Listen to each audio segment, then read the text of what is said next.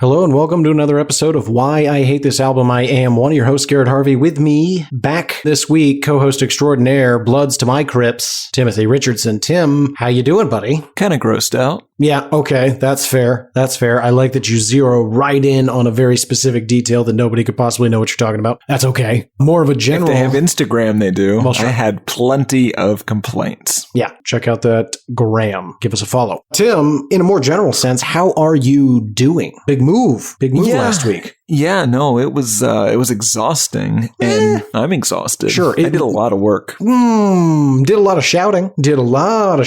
Yeah. Did a lot of... Okay. Well, okay, you don't have to really. No, we do need to. We do have to, actually. We do have to. We do not hide anything here on the show, as listeners know. I have two questions for you, and you may have been wondering why I've waited to bring them up. I'm actually shocked that you didn't want to broach the topics. Nope. Interesting. Okay. Okay. Tim, I'm curious. We just moved into a bigger, better home studio, 3-bedroom apartment, state of the art, so that we can work, record, and live simultaneously with our interns, not stepping all over each other. I give you the week off from the show. I let you boss around all the interns. Noticed a couple of them did end up strangled. Not strangled to death, though. Sure. No, absolutely not. Nobody died this week, and that was a W. But I get into our brand new house. I look in the bathroom, my bathroom, and what did I see, Tim? Oh, to welcome you, to make you feel more at home, to make you feel like it isn't such a big move. I burned your bathroom just a little, just a teensy bit. It looks more than a little. Well, it did get out of hand. I'll admit that. Okay, I'll be real honest. I meant to burn it a little. Mm-hmm. The singeing and the shower curtain and the wall next to the mirror, all of that. That was all on purpose. That was you. Yeah, I mean, the whole thing was me. Oh, okay. That was the part that was on purpose. I thought you might have been blaming the rest on the fire. I mean, the fire did, against my wishes, spread to the door, completely destroying it. It burned down most of the wall. Uh-huh. Yeah, no, you don't have to tell me. Yeah. Yeah, I appreciate the sentiment. Why did you not burn yours, by the way? Oh, because in our old house, that's the way it was. Sure, right. Didn't work, but it wasn't burned. In my defense, I thought you had by this point grown accustomed to your bathroom being in that state and would be most comfortable in a burned bathroom. Miscalculation. Moving on. So am I probably to assume then that I can't believe I'm saying this, folks, the giant hole, Tim, in the new living room to the outside, was that also to make it feel more like home? I hit it with a truck. God damn you. It was an accident. The hole completely accidental, the fire on purpose. Right. No, we know we've discussed the fire. I get the fire. And you're welcome for the fire. I do apologize for the hole. Did not thank you. Did not thank you. So, to be clear, before our renter's insurance kicked in, you put a new hole in our new house in approximately the same location as the old hole in our old house, but larger. Yes, and also by accident. The last time was Smiley Cyrus related. That's true. That was performance related. I feel like we should have been able to get the show's insurance to pay for that. No, they said I'm an idiot. Oh, yeah, I guess we do have audio recording proof of that. Okay, well, questions answered. Tim, I didn't bring up something you're avoiding. Can I ask? I know it never works this way. Can I please get you to tell me what were you avoiding? No. There's no additional damage to the house. That's not okay. How about this? If you tell me what you don't want to tell me, I'll let you talk about hula hooping for a minute. No. Wow. All right. Sorry, listeners. We've had a number of folks on the social medias, HatePod on Instagram, Album HatePod on Twitter, saying they are #hoop curious. So I thought we were really going to get some insight there. You've heard it here first, folks. The dawning of a new sexuality. Wait, I thought it just meant that people were into hula hooping. This is a sex thing? Oh, no. For me, it's not. Of course not. I'm just saying, if you're saying you're hoop curious on the internet, you've just invented a sex thing. This is one of the most frustrating episodes we've had to date. You, on the internet, 3 weeks ago, said #hoop curious. Oh, absolutely. I encourage them in their weird sex thing. It doesn't matter. It doesn't matter. We've wasted enough time up top, Tim. What album have we been listening to for an entire week? Actually, 2 weeks while you were helping the interns move, supervising. Well, I did actually have this playing constantly during the move. Yes. All our interns had headphones in the whole time. Oh, I like that. I like that. A lot of people ran into each other. Oh, in fact, we could potentially even blame the hole in the wall on this album. Nope. I think it's squarely on you.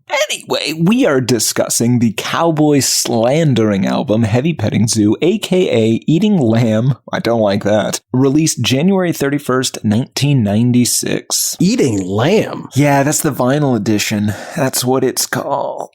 Anyway, we'll get to that in due time. We often say, don't Google Mr. Hands, don't Google Shaved Bears, don't Google this album cover. Yeah. It's not worth it. I will describe it in excruciating detail. We could not. No, I'm gonna. Okay. General thoughts. Stay tuned. Stay tuned. Well, some people like to stop listening before we get to general thoughts. It gets longer every goddamn week. Tim, do you hate this album? Probably. Probably. Wow. Here's the problem. I'm having a hard time separating the music, which I find a little irritating, but not super objectionable, from the cover. So I'm on the edge. Probably will hate it. What about you, Gart? We had an off-mic discussion about your use of the word Gart, and where did we land on that? We landed on you promised not to hit me on mics, so I'm safe. I don't remember that. I think I promised to cut off your pinky finger from the second knuckle down. Garrett, holy crap. Do you hate this album? How did you walk away with such a different conclusion? I was very explicit. Anyway, we'll see who's right at the end of the episode. Tim, no, I don't hate this at all. I don't hate this. Oh, excellent. At all. Okay, well, at all is the wrong words. I don't hate this music. I'm sorry, there's ska on this album. Yeah, I know. I've gotten ahead of my skis a bit. Let me back it up. I don't hate this album. Okay, that's fair. For the time being, I don't think I do either. Okay, there's a chance you could get there, though. Yeah. Interesting. All right. Before we can really get into things, Tim, I'm curious, what is your history with NOFX? Is this the first time you've ever heard Heavy Petting Zoo, or have you been visiting the local petting zoo for a while? I feel like that's not the way to ask this. I purchased this album in 1996 or 7. Mm-hmm. I threw away the cover so my mom wouldn't think I was some kind of weirdo into lamb play. Although, if I remember correctly, the CD had the same image printed on it, so that probably wasn't that helpful. Can I ask a question? And forgive me for being naive. What's the difference between a sheep and a lamb? Baby sheep is a lamb? Oh, I don't know. I'm not a sheep boy. Interesting. Seems like something a cowboy would know right offhand. No. Again, we're mostly involved in the cows and the horses, not sheeps or lambs.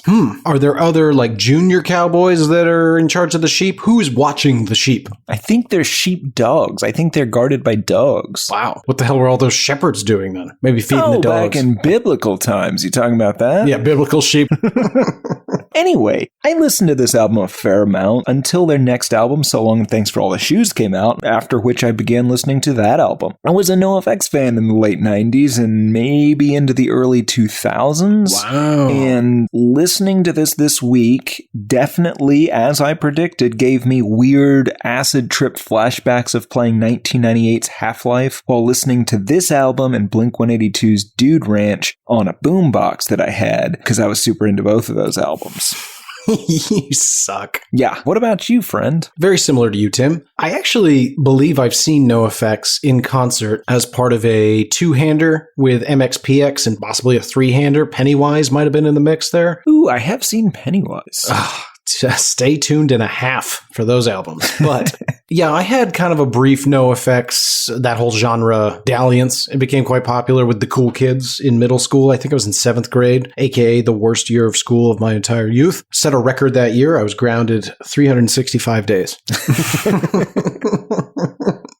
Sounds like a joke. 100% not kidding. Grounded 365. See, kids, how you do that there is you get suspended there on the last day of one school year so that you're already suspended for the first 3 days of the next year. That is how your parents manage to get you grounded the whole summer. It's just, oh, well, no, you did it there. And, so you're just going to be grounded till that suspension's over. Real weird loophole. Anywho. Cruel. Yeah. Anyway, so yeah, I knew these songs. I did not own this album. I really only knew the singles off of a couple albums, and then I knew this album the most because, as I mentioned, I was in 7th grade, and these are some of the dumbest songs NOFX has. Is that fair to say? I think so. Well, I don't know. Some of. They're dumb. Yeah, they're dumb. They're pretty dumb. So, of course, I thought they were the funniest or the cutest. Oh. Because I was in 7th grade. The worst year of my life. No, that's not true. Worst year of my child. That's not true. Worst school year.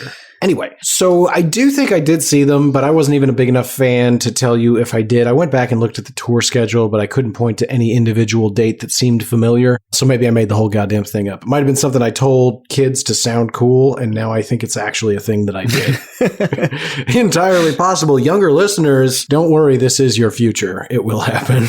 Yeah. Anyway, that's my history. That's your history. Before we can talk about this album, Tim, you need to take us on a journey. Help us understand who is NOFX and how did Heavy Petting Zoo come to be? Well, this is a very storied history that could easily fill a full solo cast, but I will attempt not to do that. If you're interested in more of the day-to-day NOFXing or their horrible stories of being molested as children or weird urine-filled exploits, or at least in one case, a man's scrotum being filled up with saline kind of against his will, there's a book called The Hepatitis Bathtub and Other Stories for a more complete history. It has some genuinely funny stories in it, and mostly horrible. Man, I kind of wish we'd coordinated this for an upcoming solo cast. I would have done that, and then we could have gone into this. Oh, well, is what it is. You can still do it. I've got the book. Yeah, I can. Anyway, NOFX is currently Fat Mike or Mike Burkett on vocals and bass, El Jefe or Aaron Bayetta on guitar and trumpet, because yes, this is all ska adjacent. Ooh, yeah, to varying degrees. The nicknameless Eric Melvin, a guy on guitar and screamed backup vocals, and Eric Sandin, who is also known as Smelly, Seymour Butts, Chris Telmonth, Eric Gint, Eric Shun, and Herb Reth Stinks. He plays drums. These are some funny and also really clever guys. Yes. That's going to be a theme. Yeah, a bit of a theme. The band began in Los Angeles in 1983 with Eric Melvin and Fat Mike, who began NOFX. It was apparently named after the band Negative FX, which is super lame. I heard that it was also named for No Fucking Straight Edges. I guess they put the X's on your hands at concerts or whatever. You didn't go to school with kids that would walk around with the X's on their hands to show they were straight edge? I did not. Oh. No. Yeah. We definitely had those kids. And I was like, so hold on, let me get this straight. God, I was such a prick in high school. I was like, so your whole thing is that you guys don't do drugs and alcohol and you're abstaining from intercourse. Yeah. Straight edge. I'm like, all right, cool. Yeah. I don't get anything you're saying. Really owning not it. Not everyone had their face painted in some lady's garage and then that lady left and her father came in. No, then that lady and I had an intimate moment that was a sweet, sweet memory for me until you tainted it with your weird rape fantasy. I think no. Accurate. I think she tainted it by having a very scruffy, whisker-filled face. Anyway, the point not is molested by a woman's father. They got Smelly in the band, and they recorded a demo called Thalidomide Child in 1984 because these are some funny and also clever guys, and then they released a self-titled EP in 85. Smelly left and then came back after two other guys washed out. A guy named Dave Allen was in the band for a while, but he got in a fatal car accident to get out of the band. And then they released So What If We're on Mystic, the EP, in 1986, and the PMRC Can Suck on This in 87, featuring a photo of Tammy Faye Baker pegging Jim Baker on the cover because these are some funny and also clever guys. Anarchy, Tim. Well, that's true. Yeah. Fight the power and murder the government and whatnot. Right. Anyway, they got their shit together after that, and they put out the 1988 debut, full album this time, although it's probably 20 minutes, Liberal Animation, in a delightful spoonerism. Then they released S&M Airlines on Fancy Epitaph Records in 1989, although it's still considered an indie label at this point. And then they released Ribbed in 91, after which El Jefe officially joined the band, and they finally, Garrett, had the right ethnic makeup as a band to release the 1992 album White Trash, Two Heebs and a Bean, because these are some very funny and also clever guys. God, I forgot about that. How did I forget about that? Well, Garrett, I mean, I assume you're talking about the racial epithets? I don't know. Yeah, I don't know exactly how to describe it. It's off-putting. Yes. The title is a reference to the eclectic ethnic identities of the band members. However, there was an original title to this album. Oh. If you'd like to hear it. Something that was deemed not as good as that. This ought to be good. Yeah, hit us. And we're going to have to get Gino get the bleep ready. Very much so. The original album title was White Trash, Two Kikes, and a Spick. Okay. But one of the band members' family members thought it was offensive. So they changed it. They downgraded it to the Heaves and Beans and yeah. Jesus Christ. Because again, Garrett, these are some funny and clever guys. I'm going to start slapping soon. I think, though, that the White Trash is the first NOFX album I owned, although I got it much later than 1992. Yeah, that sounds right. Then pop punk and skate punk had this huge boom in the US, and it was mostly Green Day and The Offspring, although later Blink-182, and NOFX was able to find some very minor success on those coattails. Mm-hmm. They released their second spooneristic album, Punk and Drublick, in 1994, which was also owned by Tim. That was certified gold in 2000 and remains their best-selling album. They also got some radio play for Leave It Alone, but allegedly never released the music video to MTV, saying that wasn't punk. They didn't want to be part of that machine. Okay. I thought that was nonsense. I mean, that is a true thing they did. It's just a very bad decision because they did then decline some offers from major record labels. They released the live album. I heard they suck live. I also own that. And I think it's only part of the story, though, because I suspect that they did want to be popular and successful. They just weren't really willing to give up their grossness for it. And then if you read the book, they actually give some props to Blink-182 for being able to pull off being popular and still being as crass as they were. Yeah, no, they managed to thread that needle pretty nicely. Yeah, but NOFX, they kind of lean back on the fact that they don't have success as sort of a street cred, although I suspect that they did kind of want it. Yeah, it's a nice little situation to be in. Like, if you're really successful, we did it our way. If you're not so successful, it's, oh, hey, the man hates us because we're just too edgy, which we can say definitively, more easily in 2021, but still fairly definitively in 1996. Absolutely. If you're good and you sell records, you say whatever you want. Yep. Doesn't matter. And that is also the policy of Why I Hate This Album and its sister production companies. Absolutely. Yeah. I mean, we've put out, a limited number of records, but if you're good, you can say whatever you want. Yeah. But more importantly, though, we're doing it our way. So if people like it, that's a reflection on us. And if it's not, it's because the man, Garrett's Tim, father, I can't tell you how many meetings I have not included you in for obvious reasons where we are just not moving to the top of the charts because we're not going to go out there and push stamps.com. I'm just not going to do it, okay? We will sell mattresses, though. Oh, we'll sell the shit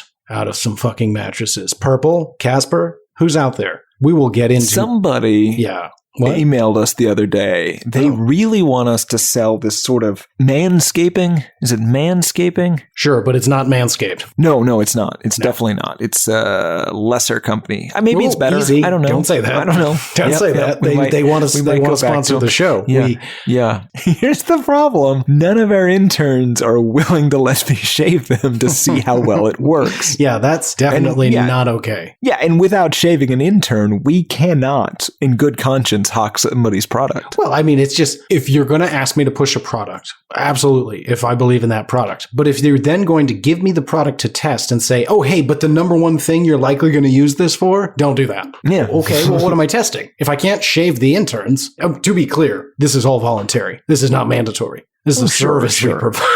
Yeah. Anyway, the point is, NOFX released the album of the week, Heavy Petting Zoo, in 1996 on CD with the cover art showing a cowboy crisis actor with a sheep. Yes. And on LP, cover art showing the same young career liar doing the old 69 with the sheep. Because these are funny and clever guys. And the latter, the vinyl cover, was banned in Germany, Garrett. Wow. A court order in October 96 prohibited distribution of the record in Germany and confiscated copies with the offending artwork that were already on public display. This was banned in Germany. Yikes. Can you imagine that arbitration? We really want you to have the album, and we want it to be edgy, but I don't know, maybe you just shit on the sheep. Maybe you could poop in its mouth, but you can't do what you're doing. I like that the idea is that Germany just respects cowboys, and they said, listen, if it was just a guy dressed any other way, sure. We're going to talk about it in general thoughts. Should we paint any sort of word picture here? It's sex acts with a sheep. Yeah. Go Google this album cover. You began the episode saying don't. Yeah, I've changed my mind. You're all over the map today. Yeah. Did you take your pills? I did. Did you take my pills? I mean... Also?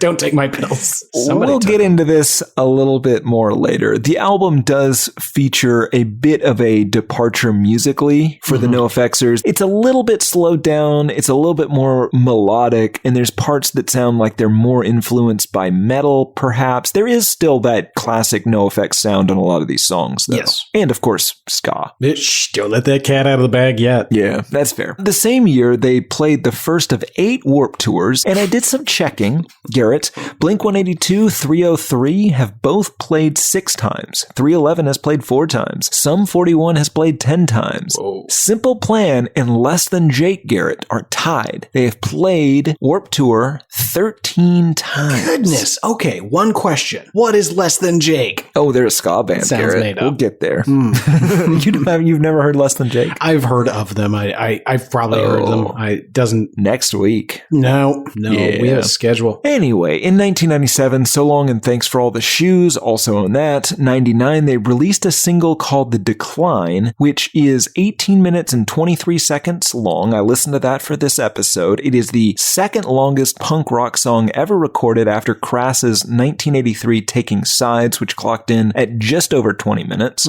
They released their last Epitaph album in 2000, Pump Up the Volume. Then they moved to Fat Mike's Fat Records and released The War on Errorism, about how they didn't like George W. Bush, followed by Rock Against Bush, the tour and compilation album. Although they were also at the same time releasing songs for Tony Hawk video games, so I feel like they want to be popular, or at least well paid. Yeah, maybe they were friends with Tony Hawk. Maybe. In 2006, they released Wolves and Wolves Clothing. They released a second live album. They've actually gotten worse live. After that, they toured South Africa and Israel. They made a documentary series, NOFX Backstage Passport. And then they released the LP Coaster, the EP Koki the Clown, which then became an upsetting alternate persona that Fat Mike would sometimes use. He did a bunch of solo acoustic shows as Koki the Clown, including a notable South by Southwest performance right here in Austin's own Emos, in which he served sponsor of the show Patron's alcoholic beverage, and then debuted a song called Drinking Pee, and then he showed a video of him peeing in the Patron bottle that he served people from, and was then banned from Emos. The band later posted a video on the website showing that he switched the bottles out and did not really serve people pee, although, fun postscript to that,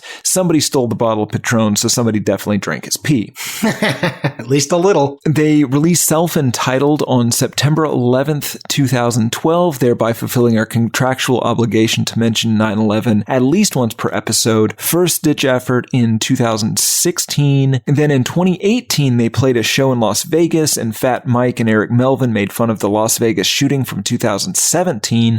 With Eric Melvin saying, "I guess you only get shot in Vegas if you're a country band." And then Mike said, "You know, that massacre sucked, but at least they were country fans and not punk rock fans," because, again, Garrett, funny, clever guys. Yeesh. And then they got removed from their own festival lineup, and all their concerts in the U.S. were canceled. Oh. Yeah, they subsequently apologized, but they're still kind of reeling from this. They're not getting booked nearly as much as they were. And then in February 2021, NOFX released their most recent album, single album. All in all, they've released 14 studio albums, 4 live albums, 4 compilation albums, 3 split albums with other bands, 17 EPs, but somehow only 11 singles over a 38-year career. Wow, 38 years. Great history, Tim. That brings us up to now. I try to do a very light touch history so I don't bump up to any key facts that you're excited to share with me so that everybody gets an honest reaction live on camera. Find the feed. But I am shocked at how long they continued to make music. Oh, yeah. I thought this stopped somewhere around 06. Garrett, they are 2 years away from their 40th anniversary anniversary. That does not make sense. So they're like 60. No, they're probably like 55, but that's really old. Yeah, that's for super guys weird. that are peeing in bottles and dressing like clowns. Yeah. Cut to 20 years from now when we're doing exactly that. But yeah, I'll pee in some clown bottles. No one's paying us. Well, I don't think anyone's paying them anymore either. Oh, that's true. That's part of the problem. General thoughts. We have to discuss the album cover. Okay, let's get into the album art. It is gross. It is gross. It is gross. It's clearly an attempt to shock, right? None of the songs reference diss animals in any way. It's probably for the best, but there's not any songs about like animals or cowboys or anything like on liberal animation in which the album artwork related some way. Sure. Here's my question though. Yeah. Better or worse if there was any lyrical content related to the album cover? Is it? Because, okay, here's the thing. If there was a song about this, it would still be weird. Benny Bestiality? Then at least there would be a reason for it. It wouldn't just be ruining her Instagram account for no reason. Interesting. No, okay, so yes, but no, because then we'd be having a long segment about bestiality, which you seem to be forcing anyway.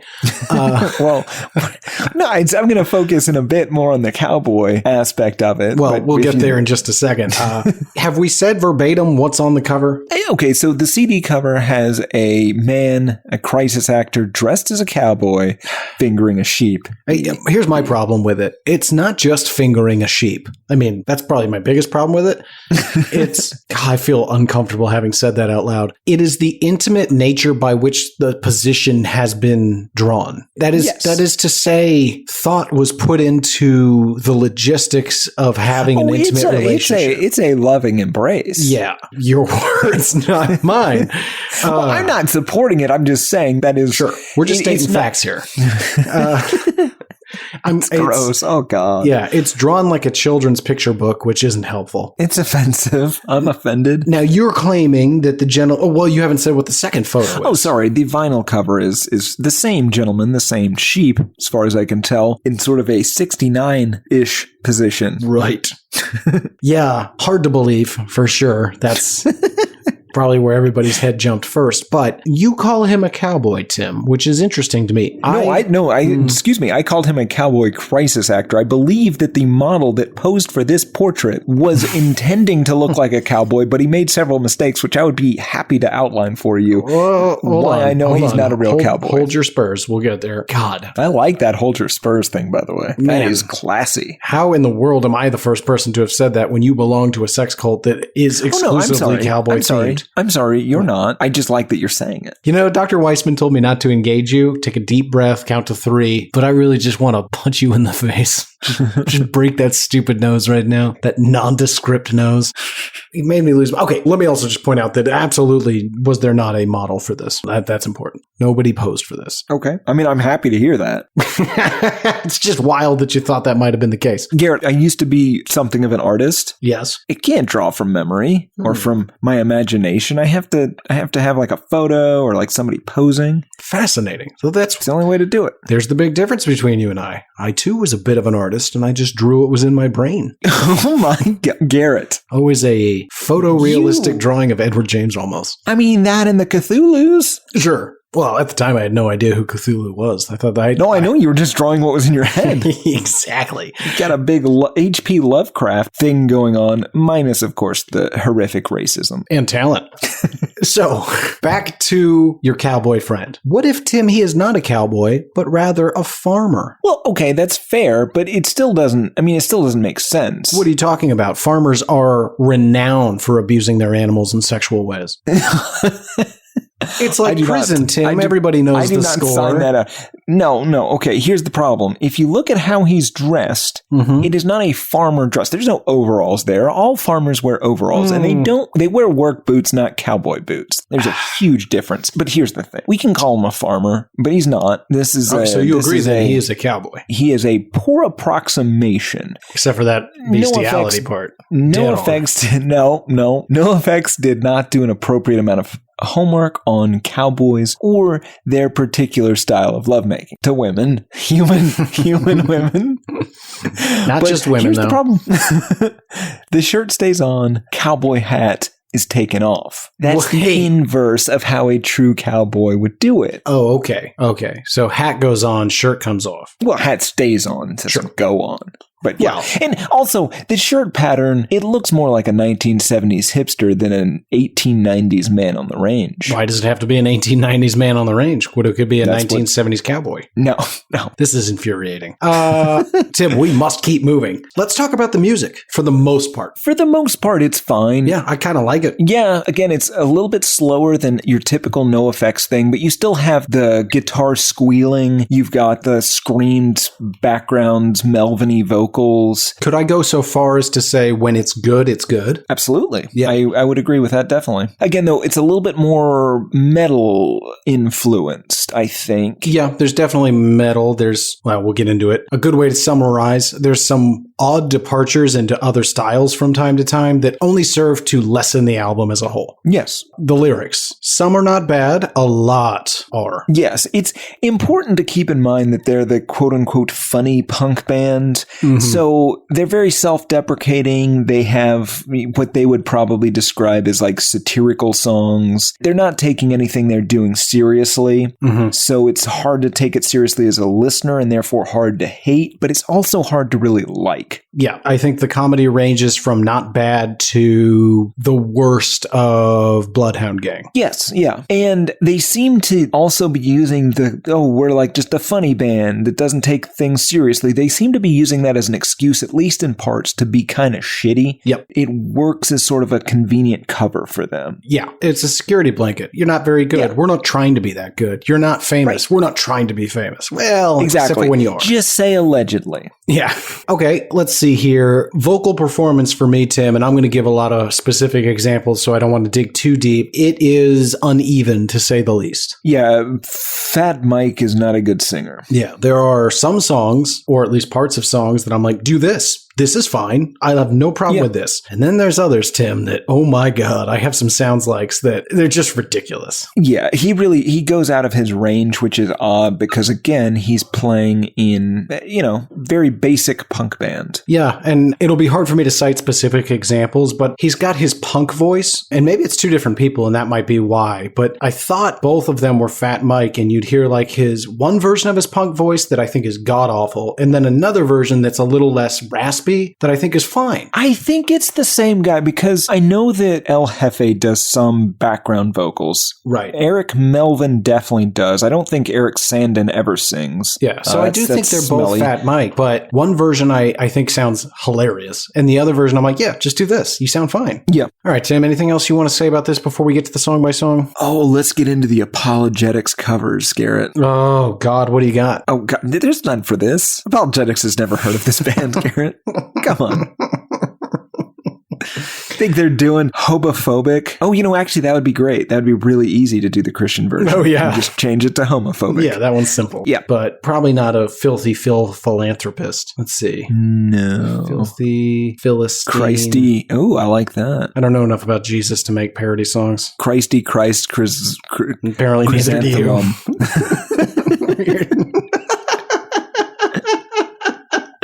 I was trying for a Bodie McBoat face. I see. Track number 1, Homophobic, Scared of Bums.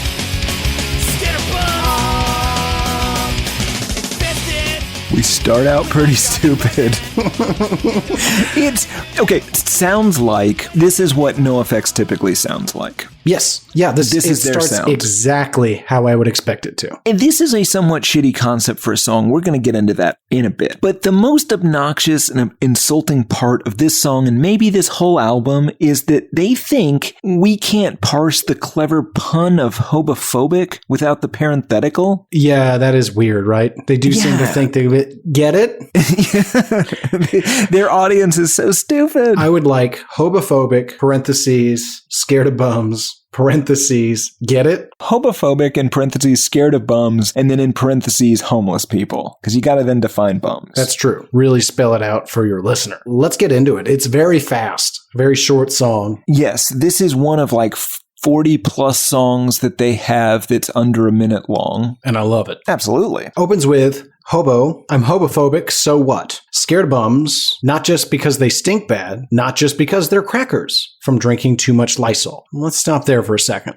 I'm hobophobic. So this sets up the whole song. He's scared of bums. It's in the title. Not a big shock. I don't know that he's met bums. Yes, they stink. I do agree with that. The use of they're crackers. That's weird. Nobody says that. I guess that means crazy. And it's not crazy Lysol. or no, it's not. It's yes, they would be very dead. Yeah, it's an odd detail. I don't really understand his explanation of them. No. Then we get to the chorus and he says, let them be. Just don't get fucking near me. Scared of bums. And that scared of bums is my favorite scared of bums because it's like, he says it like, scared of bums. Don't make a big deal out of it, okay? Scared of bums. Which is like it's completely normal and you're weird for asking why. Now, Tim, you and I have had a number of dalliances with the homeless. He's not wrong. You should approach with caution. Sure, it's kind of a shitty thing to do, though. Yes. This song. Yes. Because whether or not you're nervous around the homeless, because some of them get quite aggressive. Oh, yeah. I was stopped at a gas station in San Antonio, of all places, and it was a lady, and she ran at my car. Uh-oh. Like, I thought she was going to run straight into the driver's side door, because whenever I get gas, I set it on pump, and then I'm usually listening to music or something for this show, and I wander around my car. Mm-hmm. And so she runs, and she stops, she turns, and she shouts, "Give me $1." Ah, did you give her $1? I don't have money. Oh, right, because it's 2021. Why would you have Right, money? yes, no, I have a credit card. But like... Did you give her a credit card? I gave her the show card, actually. I was so scared. Yeah. No, he's just very aggressive. Yeah. I guess you can shock money out of people. I don't know. But, yeah. Okay, a very generous reading of this song would be to assume that they're making fun of the very concept of homophobia by taking the idea to ridiculous lengths. So it's probably satirical to some degree. Yeah, but it does go to show that Fat Mike is at least a bit of an asshole. Homeless people are kind of an easy target to punch down at, especially if you're just singing a song in a studio or whatever. But that would be a lot more forgivable if there weren't two more songs, the next two songs, that in some way reference this concept as well, but he doesn't like the homeless. Yeah, I want to really get into the nitty gritty here in a minute because I've read the lyrics to these songs and I could really read them either way, pro or anti. Obviously, this one quite anti. He wraps up the song by saying, infested with microscopic bugs, endocrine systematic doo-doo, why don't they get a job? Which, that why don't they get a job really ruins the whole argument because up to this time he was saying, I'm scared of them, that's my problem, not theirs. They have a right to be where they are and I'm going to leave them alone. But then he makes a qualifying judgment at the end and says, why don't they get a job? Yeah, it does kind of ruin it. I do like the line endocrine systematic doo-doo.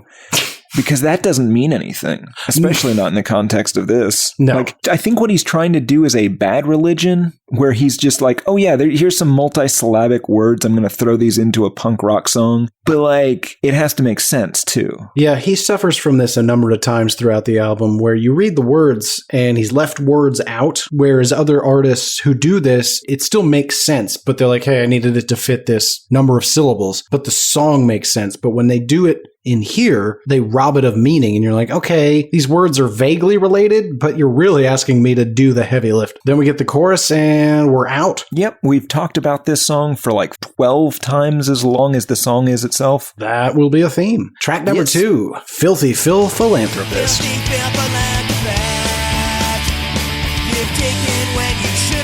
This starts off like it's going to be a punk song, Garrett. Yeah, a melodic skate punk song. Absolutely, but it's fucking ska. Oh, man. Yeah, we've held back as long as we could, Tim.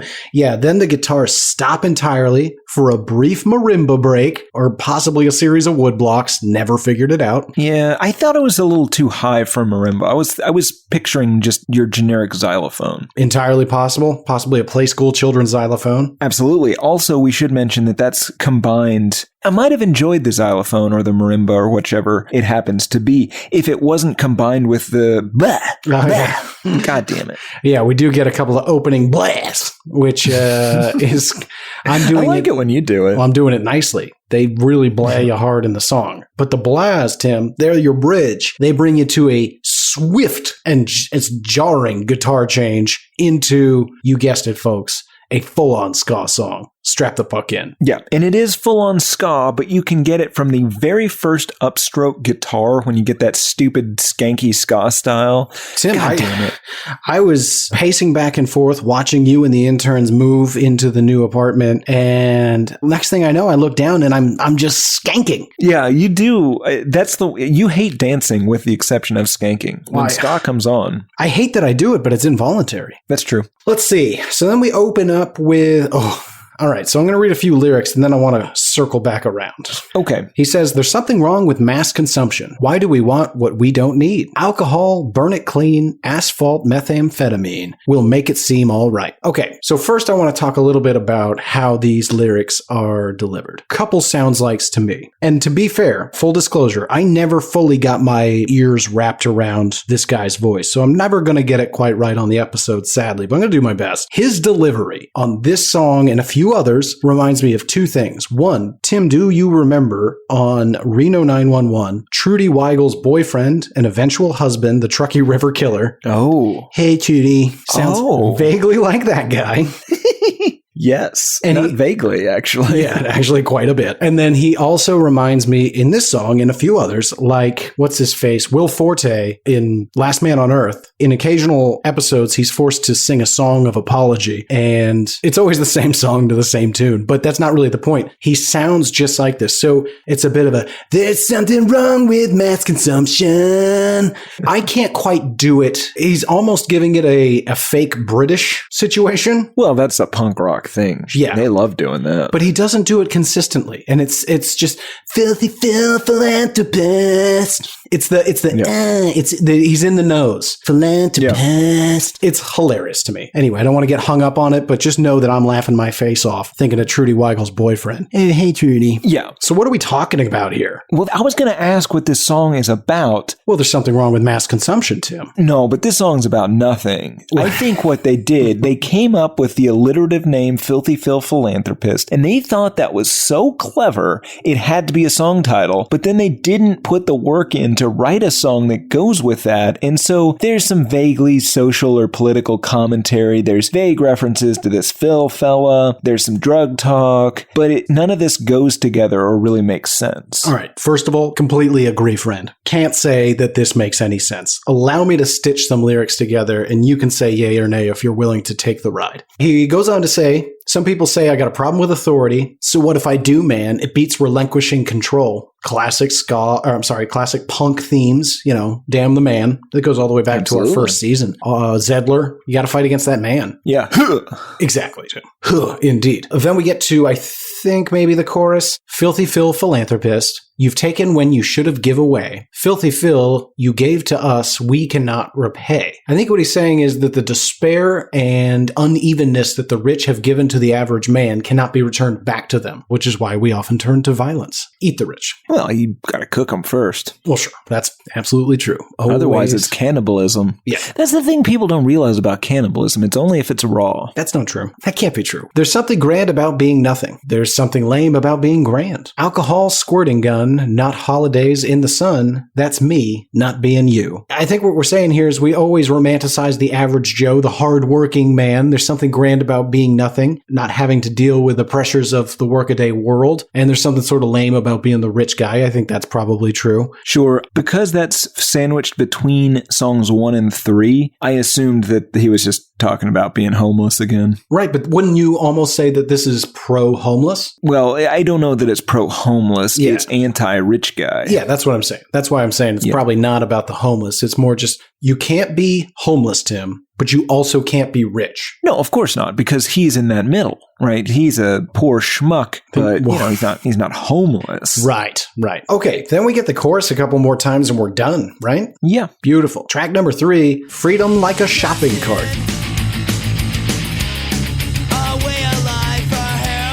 So this one, Tim, opens with a really weird new metal sound before we get back into the standard pop punk. Yeah, and I think that it kind of drops back into that, I don't know if new metal's the right word. Something. I think it's just metal combined with their punk. Yeah, that's fair. Their natural punk inclinations. But this conceptually to me feels like something Chuck Palahniuk would base a needlessly gross novel or story around. Like the phrasing "freedom like a shopping cart" is very Tyler Durden-y. Sure. And actually, I think he did. I think one of the stories in that haunted book was about a fancy rich old lady that likes to pretend to be homeless. And then probably has her butthole ripped out by a pool cleaner or something. Don't read Guts. Yeah, don't. Or Haunted. Guts is in Haunted. The main thrust of this song, though, on the surface, is that homeless people are the only members of our society that are truly free because they have no responsibility, kind of a moron's Jack Kerouac. Yeah, but I'm totally confused at this point. We went all through it talking about how much he's scared of the homeless, and now he wants to be one? Maybe he's infiltrating the homeless, Garrett. It's possible that he is a soldier against the homeless. Okay, I like this. Secret anti-homeless league. We probably got to give him... Brigade? I feel like we use brigade on something else. Halsey's Youth Brigade. Yeah, so they can't be a brigade. But it's the SOB. The what? Secret Anti-Homeless Brigade. It's a soft H? Sob it is. But here's the thing, because the whole thing is shaded. It's looking down on the homeless, I think, and we'll get into that. Well, so that begs the question. This song is either autobiographical, in which case it is celebrating, or as you put it, Tim, infiltrating the homeless, earning their trust to do what exactly? Profit? Not sure. Or he is directing this at somebody else who is a weak, lazy bum, and this is a song possibly soaked in irony about how, of course, this person wound up being homeless. That's all you ever were going to be. I don't know. I think it's at least a little bit of that last one. I like your sob, though. Yeah, well, I mean, people are definitely doing that. Where did all the homeless people go in New York? Giuliani ground them up and made them into delicious burgers. Yeah, but how did he know where to find them? Oh, the sob. Posing. Remember that photo of him with Donald Trump all gussied up like a lady? Maybe he was deep undercover in the homeless community, turning tricks, finding out where they congregate before he rounded them all up and ground them up into burgers. That's true. He probably did that. Huge teeth on that man. Yeah. No, he does require a lot of human meat. You heard it here first, folks. Former mayor and former lawyer Rudy Giuliani may or may not exist entirely on human meat. Well, not entirely, Garrett. He eats vegetables and stuff, too. I'm just saying. Exists on a disproportionate amount of human meat. Yes, 30% more than the average Why I Hate This Album intern. I am alarmed. Anyway, a Christian, an anarchist / prostitute, figures out the true meaning of freedom. Not freedom like America, freedom like a shopping cart. So you get their little punk rock, like anarchy kind of, again, a Chuck Palahniuk-y concept here. Right. Now we're pro-homeless. Great. And okay, sort of. Are we listing 3 people, or is it a Christian who's also an anarchist and a prostitute? I think it's a single person, because anarchist / prostitute. Those two are at least the same person. I wonder how Christianity and anarchism line up. Oh, very well, Garrett. The one true kingdom is the Lord's kingdom. Well, what does that have to do with anarchy? Granted, Jesus did advise to give unto Caesar what is Caesar's, suggesting that he would support a human-led government, but I don't know if you have heard today's Christians. They're not listening to what Jesus said. So my point is anarchy. Not sure I followed all of the pins on that board. Oh, I apologize. The only true authority is the Lord. Humans have no authority over anyone. Oh, okay, anarchy. Okay. A sovereign citizen kind of concept. Sort of a purge situation. Yeah. Oh, yeah. Christ purge. We should have an intern purge pool. We could bet on it. I don't think we can bet on a group of people who are in our employ on murdering one another. A demolition derby of sorts of people. Yeah, well, I mean, is your problem with the gambling? What if we give them non-lethals like paintballs, mace, and tasers? Sure. Some sort of mace and tasers freeze tag. Interns only. Mazer. Ooh, guys, you heard what we need. Keith, Brian, Jonathan, Peter, Susan, Kelly, Margaret. Tasers and mace. We're playing maze tonight. Well, we're not. Well, Jesus Christ. Yeah, we're playing mazer. Everybody go get at least 1 can of mace and 1 taser. Well, I think now you're going to be glad there's a hole in the wall of our apartment. Why is that? Because the mace cloud is going to get real thick. We're not playing indoors. Or at least not in our living room / bedroom. Fair enough. No fear, no fucking feet. Malt liquor tastes much better on the street. I'm just going to read a few. Yeah, general sentiments that all point to communism. Sure. Even that. Kick back, cheap thrills. You'll do anything for a laugh, even if it kills you. Sleeping under rays, your teeth crumbling away. That sounds very vaguely Garrett-esque. What? Say goodbye to all responsibility. You never wanted it, man. Wasting time whenever you got the chance, which happens to be all the time. Kick back, free meals, a couple of times a day you make a couple of shady deals. No work, no fucking pay. Cardboard condominium by the bay. It might be less anti-homeless than the first song, but it still is at least shaded and looking down on a homeless guy. It still comes off as pretty shitty. Yeah, it almost just tells the story of a loser's face-first fall into homelessness. I want to circle back to just one verse, because if you can think of any other way to read this, I'd like to hear it. He says, kick back, cheap thrills, you'll do anything for a laugh, even if it kills you. The bridge, you took it out, the ticket taker suddenly lost count. What do you think it is in that sentence? It's a penis, right? Yeah. I assume this person, as they are, they've lost their job, they're slowly milking through their savings, they get to the toll booth and they don't have enough money for that toll booth, so they're like, ooh, what if I take out my dick? And everybody gets completely distracted. They suddenly lose count and just have to let them go through. Which, it's a story you've heard 100 times. You fall on tough times, maybe you're making a couple shady deals, doing those methamphetamines. Next thing you know, you can't pay your rent, and you're just like, what if I take out my dick? But again, that goes with the theory, right? Like, in Mr. Fat Mike's mind, all homeless people, they're homeless. In part, it's kind of awesome, and they're lazy, but they really have life all figured out. It's not due to, mental illness and poverty and broken social systems and et cetera. But again, it goes back to that just get a job. Like, this whole mindset is not that far off from like, they're just lazy and Jesus helps those that help themselves by investing family money wisely kind of thing. That's what I heard. Yeah. Again, they're a joke band. Sure. It's still a really shitty take. He's singing about how good a group of people that have it worse off than he does, how good they have it. Yeah, it's all vaguely mocking. He ends the song by saying, between the red and the black, you're never going back. Say goodbye to all responsibility. You never wanted it, man. So that really does lend more credence to the idea that he was singing it the entire time to somebody who was entering homelessness. And he was like, great, you're going to get all the things you want. Living in a cardboard box, doing shady deals, wrestling on the beach for your sandwich. Like a common pigeon. That's right. Track number 4, Bleeding Heart Disease.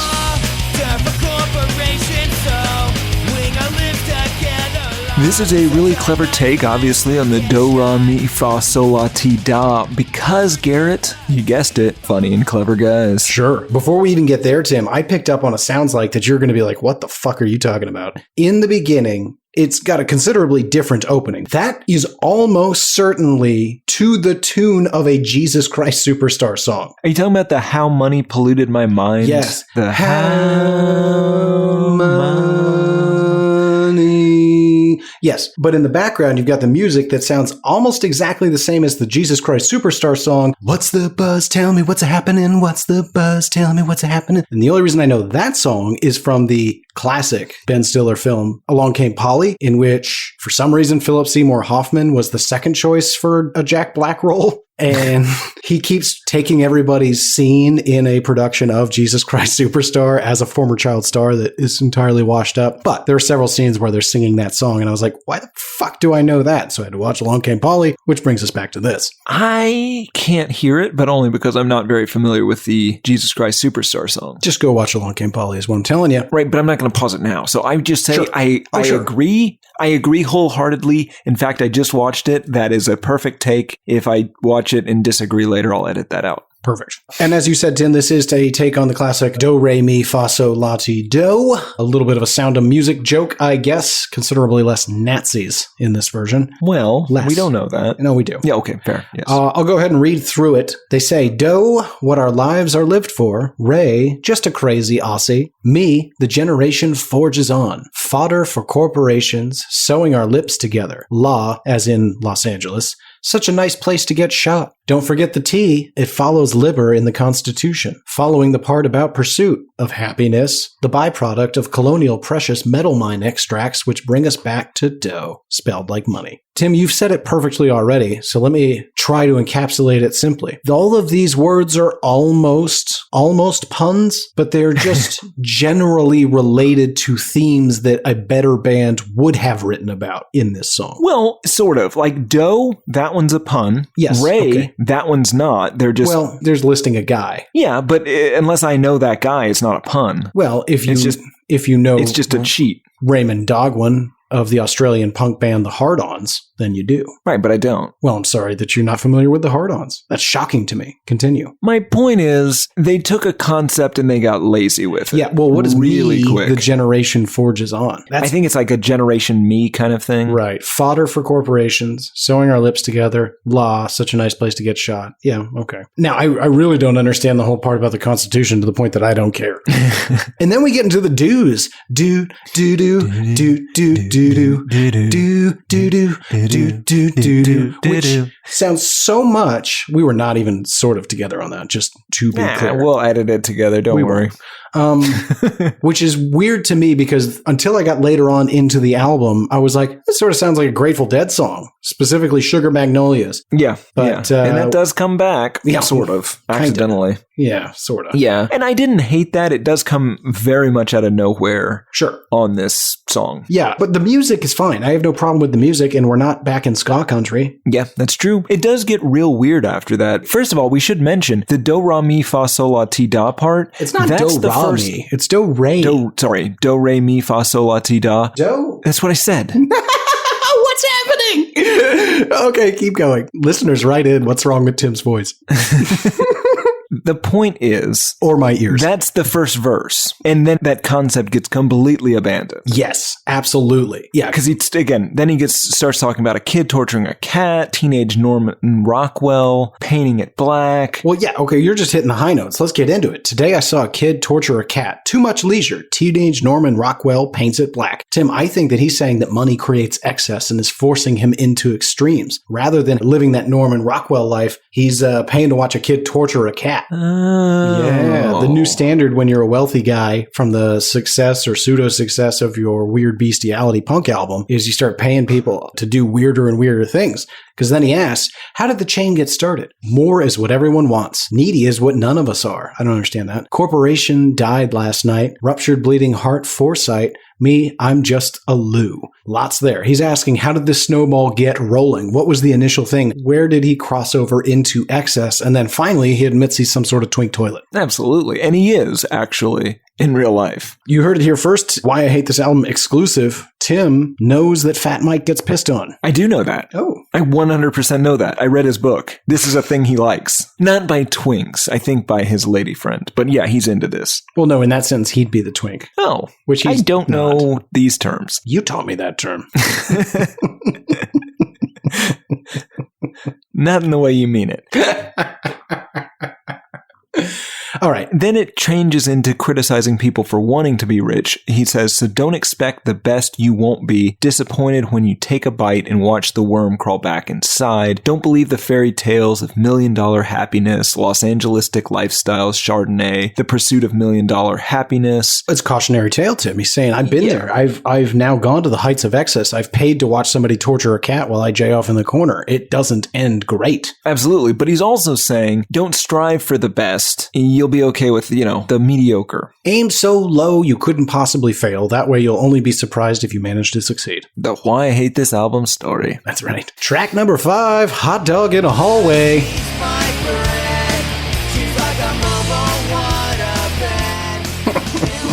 Yeah, this song is about loving the morbidly obese and also having a very small penis. Oh, is it about... Oh, well, I just... Well, okay, yeah, that's fair. It does get there. Because again, Garrett, hilarious. Funny and clever guys. Yeah, I thought this song was so funny in 7th You know what grade. this song is? The woman in this song, you've read some Stephen King in your day. Oh, indeed. You know, whenever he describes a fat person, and yes. he gets Stephen King specifically gets really into describing it and how disgusting he finds fat people. And he just piles on the details so you can feel the contempt in his voice, just the hatred he has for anyone that's even slightly overweight. Yep. This is like that, but also horny. Yes, but if like with a huge boner the whole time. Not a huge boner, Garrett. Oh, right. A tiny. We'll get into that. A tiny boner. God, that's a bummer. Yes. That's just a bummer phrase. Anyway, music is a little different on this one. I likened it to, at least in the beginning, a little bit of a sort of a weird Queens of the Stone Age feel, and then settles into more of a Nirvana riff that's borderline ska at times. Yeah, this wasn't the most Nirvana-y sounding song to me on this. We'll get there. I do agree. It has overtones of that. So let's get into these ridiculous lyrics. They say, she'll have another piece of pie. She'll have a double Reuben rye. She works hard on eating well. And that's why I love her.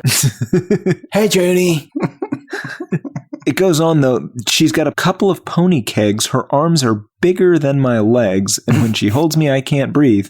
That's why I love her. Well, sure. Yeah. I mean, I picked a few. You picked a few. They're all ridiculous. Let's alternate. All right. Then I've got, I'm her butter. She's my bread. She's like a mobile waterbed. And when I get on top of her, I can't touch the mattress. Considerably smaller man making intercourse a logistical problem. Okay. Well, I have. And when her flesh begins to sag, she's like a human sleeping bag. I feel so cozy, safe, and warm. She's my insulation. Some Tauntaun play. Ugh.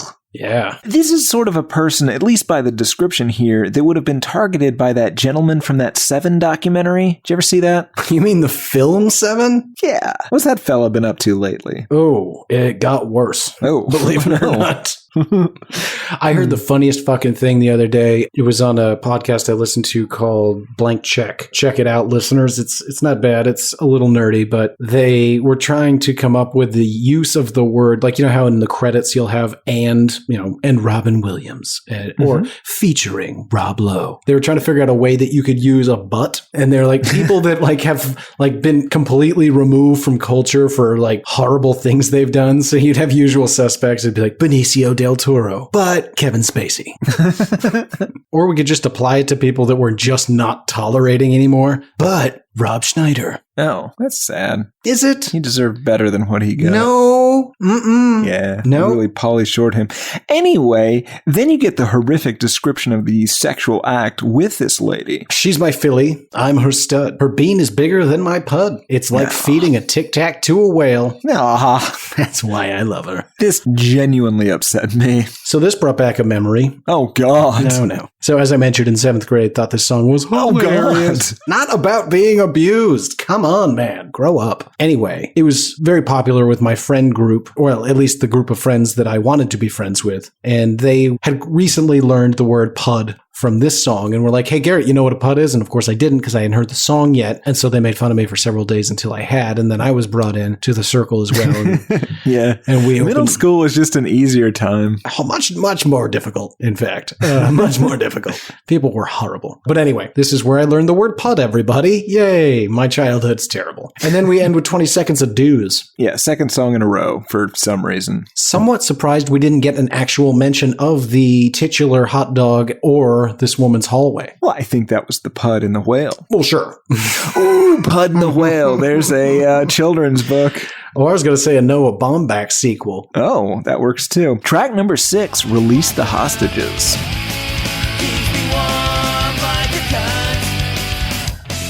Really high-speed bass and drum-driven punk, and I am into it. Yeah, this is another song that lyrically and musically feels pretty much like classic NOFX for better or worse. Yeah, we get about a 37-second jam session at the opening. It sounds a little bit at times like a Red Hot Chili Peppers concert where Kiedis is gone from the stage and maybe Flea and the drummer are doing a thing. Yeah. But then we get into the actual song, and he says, stop, have a beer, it's on me. Has anyone ever told you that you look like a star? Gonna sit at the bar. So I'm curious, Tim, right off the bat, is he talking to himself possibly in the mirror at the bar, or is he chatting somebody up? Well, I think this entire song is sung to himself. Interesting. Okay. What do you have next? So I drink because it makes me happier than being alone. My good friend Johnny Walker. And then here's the weirdest simile I've ever heard. My good friend Johnny Walker keeps me warm like a cunt. Yeah.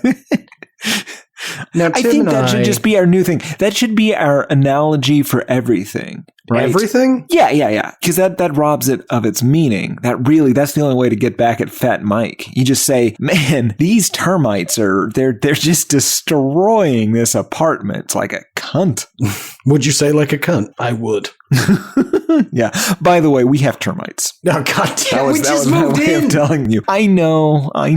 It's not better than the old place, I'll be honest. No, but it is bigger. Yeah. I was excited by the prospect of maybe keeping the interns in one bedroom, myself in a second bedroom, and then using that third bedroom to house you and any guests that you might have. But that was a big no. I noticed when we came in. 2 new couch beds. They look great. No drawings at all on my couch beds, but they are right there on the living room. Some new posters above my bed so that you can see them. That's David Beckham, I think. Tough to tell. Looks like it's on your side. You're welcome. I did that for you. Right. Looks like this was taken with a very, very long lens. These are anyway, this is a 2.5 minute song. Yeah, let's see here. So he's drinking because he's sad. He says, seems like everybody's got something that I have not. A reason not to die. Death to Mr. Right, because that's not me. Of course, we don't ever make fun of suicide on the show, but I will make fun of somebody that I think is mimicking suicidal ideation, possibly in the interest of appealing to everyone in a calculated commercialistic appeal to teen angst. Yes. Rather than using specific complaints or real things that are happening in his life. Because I do think that he has a good amount of tragedy and trauma that he could. Oh, absolutely. These guys all do. Yeah. So I wish it was a little more specific. I mean, I don't need to hear stories, but just I'm sad is a little surface for me. But nobody has to die. I don't understand why he has to feel like he wants to die and why Mr. Right has to die or who Mr. Right is. We all have problems. Tim's got a lot of problems. He's certainly not Mr. Right. Well. Then we end with a few yeahs, and then he shouts fuck and throws the microphone to the ground. Oh, I thought he was throwing drumsticks. Oh, you're right. Also that. Yep. Track number 7, Liza.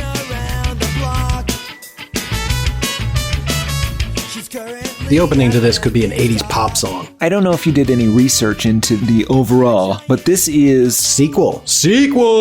Yeah, this is part 2 of a 3-part series. Did you listen to the other 2 parts? Oh, I didn't realize it was a 3-part. I thought it was just a 2-part. Yeah, well, at the time this was released, it was. But the first one is Liza and Louise on White Trash, 2 Heaves and a Bean. And that is the story of Liza breaking up with her boyfriend and finding herself a girlfriend. It includes choice lyrics like, you kissed me, now I want you to fist me.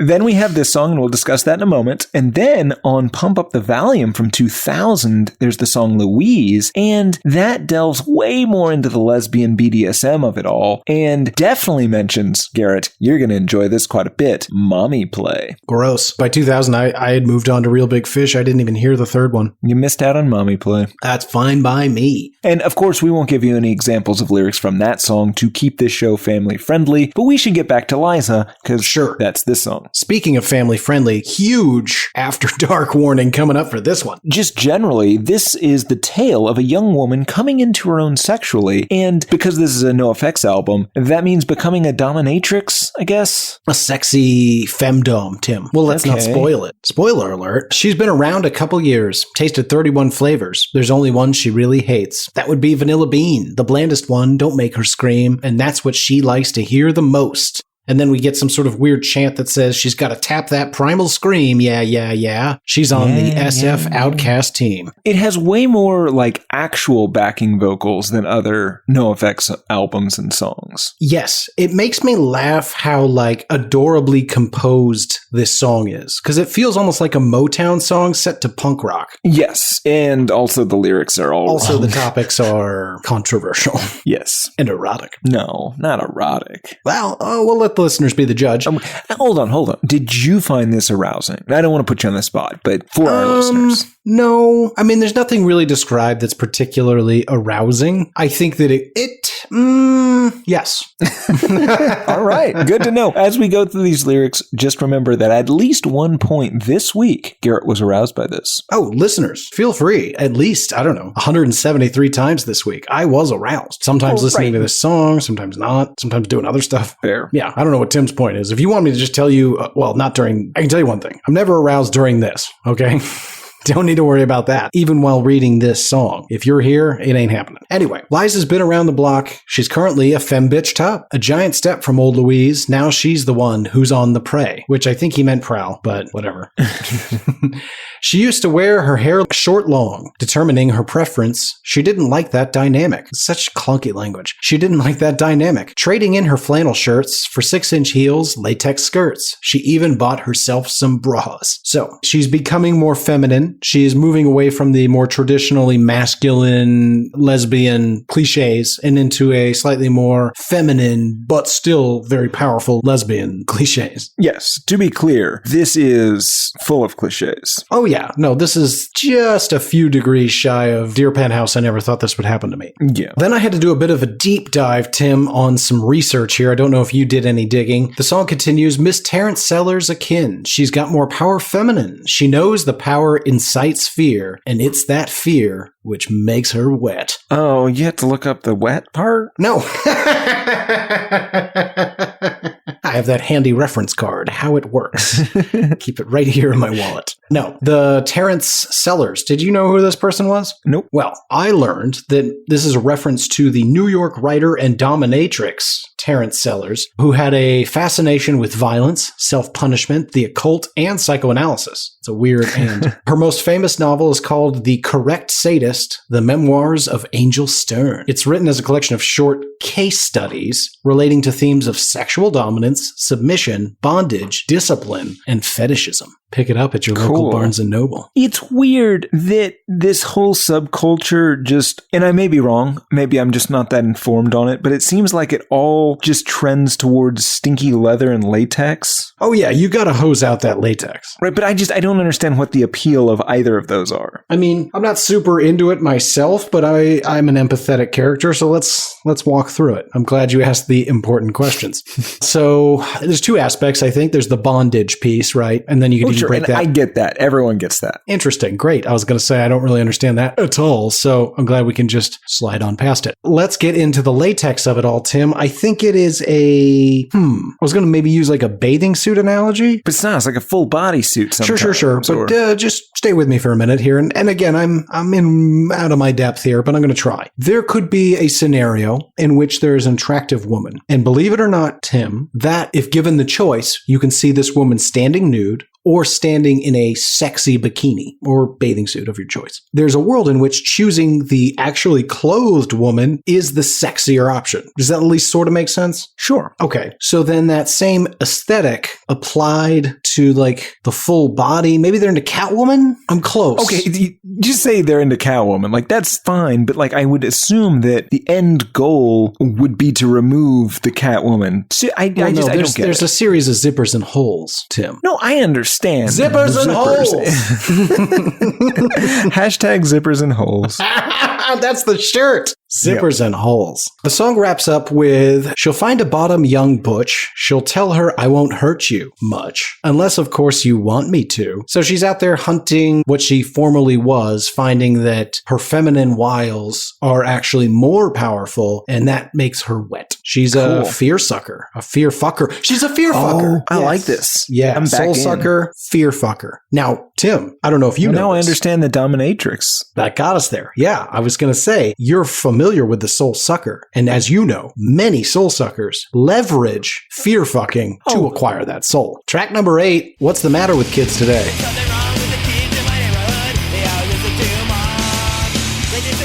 So this song was way ahead of its time, actually, because they're complaining essentially that kids today are lame, and statistics back them up in a study by Twengen Park in a 2017 issue of Child Development, so 21 years after this came out. The decline in adult activities among U.S. adolescents 1976 to 2016, these trends are real. Fewer adolescents in recent years are engaging in adult activities such as having sex, even dating, drinking alcohol, working, going out with without their parents and driving, suggesting what they refer to as a slow life strategy. So basically, 21 years after this song came out, academia caught up to NOFX. Millennial kids really are doing less drugs and having less sex than their parents were. And I can vouch for this because I am objectively less cool than my co-host Garrett, who, and this is true according to both Why I Hate This Album, IUC, and Reality, is of a different generation than I. Is that true? I think so. You're a baby boomer, right? No, fuck off. Now, Tim, did you get the weirdest sounds like on the entire album on this song, or is that just me? Probably just you. Okay, well, allow me to take you through it, and I'm going to have to imitate some instruments, so bear with me. We open with a fast bass riff that then turns into a guitar riff, and this guitar riff follows you through the song pretty much T to B, start to finish. And the rough approximation of that is bum ba ba bum ba ba bum ba bum ba ba ba bum ba ba bum bum bum bum ba ba bum ba ba bum ba bum ba ba bum ba ba bum bum bum, which if you slow down a little bit and you take a couple notes out of is an awful similar approximation to bum bum bum bum bum bum bum. Nothing up top but a bucket and a mop and an illustrated book about birds. Yeah, that's all I could hear is Plateau by the Meat Puppets. Weird. You will never not hear it now. Congratulations. Well, now I need to go back and listen to this song. God damn it. I'm going to have to re-listen to this whole album. It's not that bad, honestly. Just don't listen to the words. That's fair. But the song goes, there's something wrong with the kids in my neighborhood. They always listen to their mom. They disregard civil disobedience. They'd rather do what they're told. They don't drink or fuck or fight. They sit home and read, expand their minds. There's something wrong with the kids in my cul-de-sac. They're always going to church. They dress well and they're speaking articulate. They show each other respect. I grew up in a cul-de-sac. Yeah, I did too. And this is apparently accurate for the most part, again, according to science, right, except for increased church attendance. That is definitely not happening, probably because of the rapes. What? Oh, right, the church rapes. Got it. Yes. Now, that makes sense. Don't go where you're going to get raped. Yep. It's just common sense. Yeah, there's not a ton to talk about here. They kind of continue with the same basic theme, Tim. I don't even know. Let's see. They say they show each other respect. They're never late. Don't smoke or break rules. They eat right, study hard. They like school. There's something wrong with the kids in my neighborhood. Now, Tim, this is something that I was thinking about. You and I actually wrestled with this problem, I don't know, 14 years ago, when other people would deem our activities dangerous or terrifying. Couple examples real quick. Homemade bottle rockets, fireworks fight, liquid fire experiments, bump keys, BB guns, baseball bats. Oh, I like the bump keys. Yeah, that was a weird one. Yeah, if anybody doesn't know what a bump key is, it's a generic copy of a key that allows you to open just about every deadbolt that is of that brand. Completely illegal to have. Tim and I, of course, never made or used one on our friends in college. That definitely didn't happen. It is very fun to walk down the hallway with a bunch of people's bedrooms and pop open every door with the same key just to show everyone you can. Allegedly, I would assume. Right. We don't know, but if I saw someone do that. BUMPKEY. Yeah. If I saw two, well, one incredibly handsome and another completely forgettable gentleman do that on 11 doors in a row and then just walk out wordlessly, I would be concerned. Yes. Dorm life is fun. Tim, when I was trying to list some of the fun antics we used to get up to, of course, there's the homemade bottle rockets. I think we've talked about this on the show. Don't need to get into it. We've referenced our fireworks fights. That's usually where we would put a big pile of fireworks, well, into a pile. And and then just light them all. And then nobody was allowed to move from the 6 inches surrounding it. It was not a great game. Liquid fire. We used to fill those coolers with, well, anyway. Track number 9, Love Story.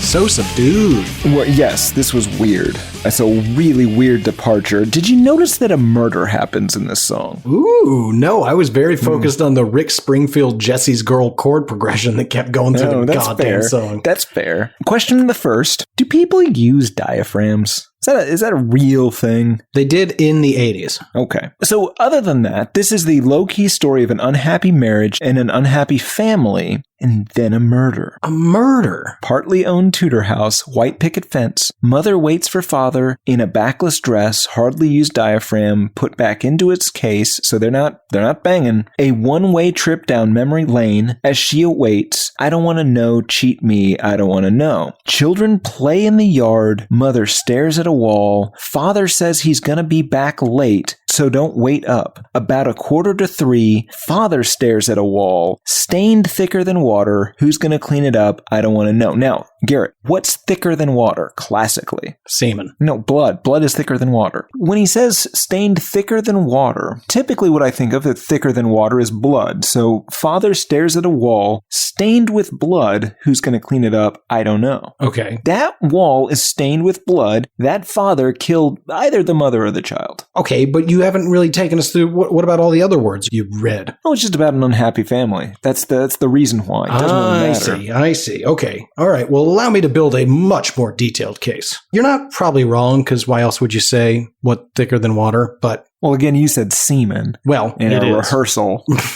Shut up. Partly owned Tudor house, wooden white picket fence. Mother waits for father in a backless dress, hardly used diaphragm. So she and he, they're not fucking. This is a loveless marriage. We agree on that. Yes. One-way trip down memory lane as she awaits. And then he says, I don't want to know, cheat me, I don't want to know. For me, Tim, that was the perspective of the child in the family whose mother is always complaining about their loveless marriage to the kid. And he's like, hey man, how about you just cheat me of all this information? I don't need to know this. She's like, no, I want you to understand, in case your father and I break up, you need to know that it doesn't just spring it on you. Now, you can rob me of all of this. I don't need to hear about you not using your diaphragm. Then it continues. Children playing in the yard. Mother stares at a wall. Father says he's going to be back late, so don't wait up. About 2:45. So obviously the father's cheating on the mother. That's why the diaphragm's not being used. He's getting it somewhere else. Ladies, if your gentlemen are not fucking you, they're fucking somebody else. And then the father stares at a wall at 3 a.m., stained thicker than water. Who's going to clean it up? I don't want to know. Cheat me. I don't want to know. That's why I thought it was semen, because you've got a guy staring at the wall at 3 a.m. Maybe he's lamenting the fact that he's cheating on his wife and he feels really guilty and there's semen everywhere. But then I got wondering, typically he's either at his mistress's house or a hotel, and hotels are just covered in semen. You don't have to clean it up. That's basically why hotels exist. And so what I got to thinking, Tim, is what if this is more of a Three's Company situation in which not only are the father and the mother in a loveless relationship and he says, oh, no, I got to work late. In reality, it's a large estate with maybe a pool house or a back house. And so the cheating, the infidelity is happening on the same property as the house. And so the kid, after he leaves being told that his mom's not getting to use her diaphragm as much as she'd like, he goes out to the pool house, maybe play a little PS5, and then he sees his dad cheating on his mom with the mistress, and the dad's freaking out that his mom's going to catch him, and he's like, hey, how am I going to clean up all this jizz? And the kid's like, man, I don't want to know. Leave me out of it. You guys have issues. I do not want to be any part of you cleaning up your jizz and my mom not using her goddamn diaphragm. You guys overshare. That's my case. I like the murder one better. It's I just hate you. I'm going to throw you right out that hole in the wall. Which you will be bricking up. I want you to know that. And yes, I realize the rest of the building's not brick. You will be bricking it up. And then, did you notice the weird timpani drum in this? Like out of nowhere, it's like, brum. Yeah, it's weird because they basically go through this whole song twice. The second time, it's Nirvana. Yeah, and it's awesome. Yeah, they do a good Nirvana impression. And that is where I diverge from the filthy philanthropist to do this. Do this Nirvana thing. Yeah, his I don't want to know, cheat me, Kurt Cobain voice is actually pretty good. I love it. Track number 10, The Black and White.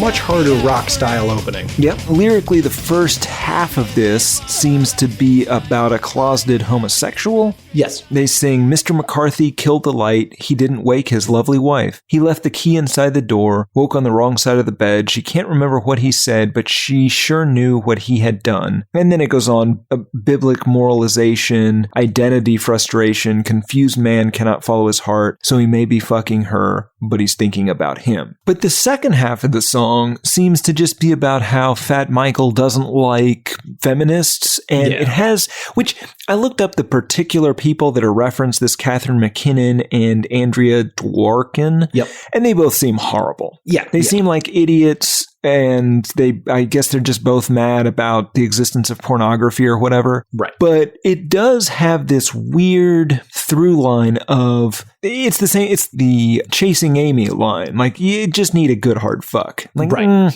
No. I don't know if that's accurate. Yeah. Yeah, they're just people that take a belief or series of beliefs way too far. And in this case, it happens to be radical feminism. Right. They're the PETA of feminism. Yeah, you're ruining it for everyone else and making our case weaker. Thanks. Yep. Yeah, I mean, the song kind of wraps up with the little man sits all alone, his sexuality cut in stone. He don't love her. She don't really care. Two victims of the black and white. You can't live that black and white lifestyle, Tim. There are shades of gray. I mean, you live in the gray. That might be your new nickname. Ooh, Tim. Guy that lives in the gray. I love it. That is terrible. No. Either the gray, which is maybe too cool, or what's something that's gray that would be a cool nickname, Tim? Name a gray object that would be a cool nickname. Microphone. No. Computer. Stop listing things in the room. They're gray. Sure, but that would be a cool nickname. You think computer would be a cool nickname. I mean, maybe if I knew how to use computers. Maybe it's ironic. It's just confusing, yeah. Gun. Nope. Just saying things that are laying in the room. Jesus, where'd that come from? Gino, It's on put the away table your behind guns. All right, well, this is... Gino Skin. Oh, God, no. That's great. That's a It's so terrible great. nickname. No, Smoke. Oh, yeah, that's obvious. Yeah, I don't know how you never got there. Not to me, apparently, but Yeah. once you say also, it. coincidentally, in this room. That's The true. least smoky room. That fire is still smoldering. Track number 11, Whatever Didi Wants.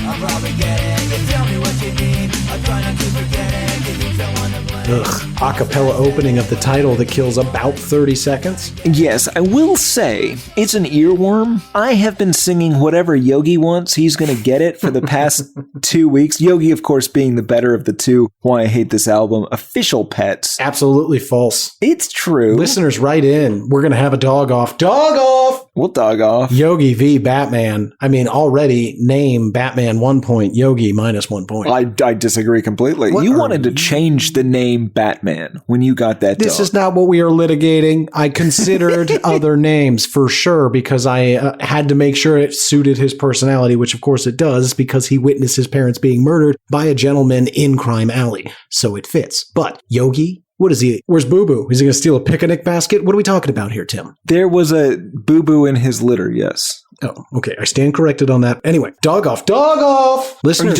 talking about Runway or like on the internet? on the internet, but I mean, feel free to, boy, our social media is about to get very dog-centric over the next several weeks. It's a bracket. But just with the two dogs. Of course, it's a 2-dog bracket, but they're going to be... That is a perfect description for life. It's a 2-dog bracket. It isn't, but okay. Oh, okay. We should probably get back to this song. But yeah, listeners, write in as you see various photographs, videos, and propaganda, I assume, because Tim's involved, regarding our 2 dogs. Feel free to vote. Weigh in. Let us know. Album HatePod on Twitter, HatePod on Instagram, or just write in hatepodmail@gmail.com. Which dog is better? Obviously, it's Batman. Or you can give us 5 stars on iTunes and then talk about how great Batman the dog is. Hashtag Batman the dog. No, come on. Yogi's adorable. I got nothing. There's nothing wrong with Yogi. You know I love that dog. I'm just saying, head to head, dog to dog, dog off. Batman's got him in just about every dimension. Okay, let's see. I fight Batman, you fight Yogi. Which one of us is doing better in that situation? I think I am. What do you mean? Batman's not going to bite me. I mean, maybe. No. Batman loves me. Okay, Yogi will different. bark and bite your face off. Yeah, that's true. He will. He's at least going to chew your hands. He is. You know, now that I say chewing hands, I'm remembering what Batman did to your hand that one time when you had to have all that hand surgery. Yeah. And now I'm a little scared. Anyway, this song is a hilarious take on the ain't no mountain high enough concept, I guess. Yeah, it's about being an adequate partner. It could possibly be about an astronaut as well, but we'll get to that at the end. Yeah. All right. Take us through it, Tim. I wouldn't walk 500 miles when I could fly coach, but almost anything. I wouldn't swim across the Nile when I could get amoebic dysentery. I would do almost anything for you. Because if there's anything you want, I'll probably get it. Just tell me what you need. I'll try not to forget it. If you need someone to blame, I'll say I said it. Whatever Dee Dee wants, or Yogi, she's gonna get it. Yeah, I'm gonna do whatever I can to make you happy within reason. Right. And I think that's a reasonable way to live your life. Sure. Yeah, he goes on to say, I wouldn't climb the highest mountain, could get a blister, but almost anything. I wouldn't throw coins in a fountain. I may need to make a phone call. Dated. Yeah, God, good luck with that. Man, when I think back to how just disgusting a payphone must have been. And I used them. Oh, yeah. Yeah, you have, to use the parlance of this album, hobo semen on your face. Probably still. To this day. Yeah, after dark, of course. Oh, yeah. A lot of people have admonished us, Tim, online for abandoning the after dark warning. So. Oh, after dark. Yeah, even though we say it after we say the thing. So I don't. After dark. I am. After dark. I'm going to have to after dark that after dark. After dark. After dark. Okay, so you do it once and it's already better. Anyway, it doesn't seem like you're a million miles away. No, but maybe one or two. That doesn't mean I never loved you. I love you long time when you're on top of me. Clever line. Is it? No, is it? It isn't. It's stupid. Oh, it doesn't even fit in the fucking song. Yeah. And what's your astronaut thing? I've heard this is about astronauts. Right. Well, so at the end of the song there where he says it doesn't seem like you're a million miles away, no, but maybe one or two, I'm thinking that he's saying, hey, I'm so comfortable here that like if you want to go out and you want to climb the highest mountain, if you want to reach for the highest highs, throw coins in a fountain, follow your dreams. That's great. I'm not going to do that. I work all day. I got this stupid podcast with this guy I hate. I don't have time to also be an astronaut. But if you want to, that's fine. And then we get to the last verse there where he says, it seems like you're right around the corner. I mean, I know you're a million miles away walking on the surface of Mars. That's cool. It's like, I'll talk to you in a couple days. That's fair. Yeah. And then it devolves into ska upstroke guitaring bullshit with the You Are So Beautiful part. Oh, yeah. And it even ends with a pick it up, pick it up. Yep. Joe Cocker's rolling in his grave. Track number 12, August 8th. Everything is okay. The storm is past, the sun is shining. My least favorite song on the album. Yeah. First of all, this should be a hidden track as a Yes. last song. That's how this works. It's a novelty song on an album of borderline novelty songs. So this is a song about Jerry Garcia. According to Mr. Fat Michael, this is pretty funny. I wrote this song about Jerry Garcia dying because I fucking hate the Grateful Dead. But it turns out I had the date wrong. He really died on August 9th. Whoops, guess I'm lame. I guess the internet wasn't quite as on top of notable deaths back in 95 or 96 when this was written. I just don't think he's much of a details man. That's fair. It does feel kind of like it was written by like a mid-2000s Cartman. Yes, with, I got a hate total hippies. total South Park vibes. Yeah, August 8th is a beautiful day.